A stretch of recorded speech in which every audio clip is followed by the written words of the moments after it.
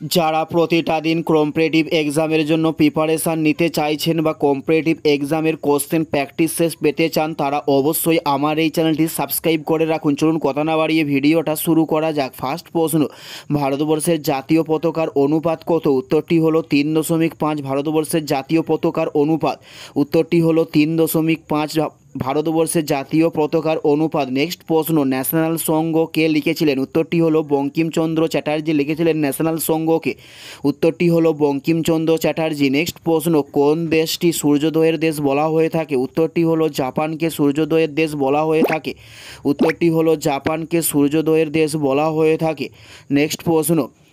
Next প্রশ্ন হলো মহাকাশচারীদের বাইরের আকাশ কেমন দেখায়? উত্তরটি হলো কালো রঙের দেখায় মহাকাশচারীদের বাইরের আকাশ, উত্তরটি হলো কালো রঙের দেখায়। নেক্সট প্রশ্ন, কোন ধাতু মানুষ প্রথম ব্যবহার করেছিলেন? উত্তরটি হলো তামাকে মানুষ প্রথম ব্যবহার করেছিলেন, উত্তরটি হলো তামা। নেক্সট প্রশ্ন, বর্তমান ভারতের লোকসভা সদস্য সংখ্যা কত? উত্তরটি হলো 552 জন বর্তমান ভারতের লোকসভার সদস্য সংখ্যা, উত্তরটি হলো 552 জন বর্তমান ভারতের লোকসভার সদস্য সংখ্যা। নেক্সট প্রশ্ন, রাজ্যসভার আহ্বান কে ডাকেন?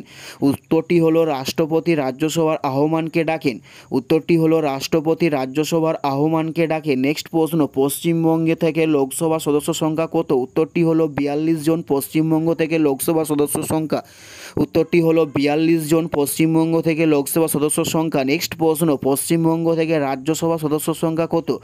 উত্তরটি হলো 6 পশ্চিমবঙ্গ থেকে রাজ্যসভার সদস্য সংখ্যা।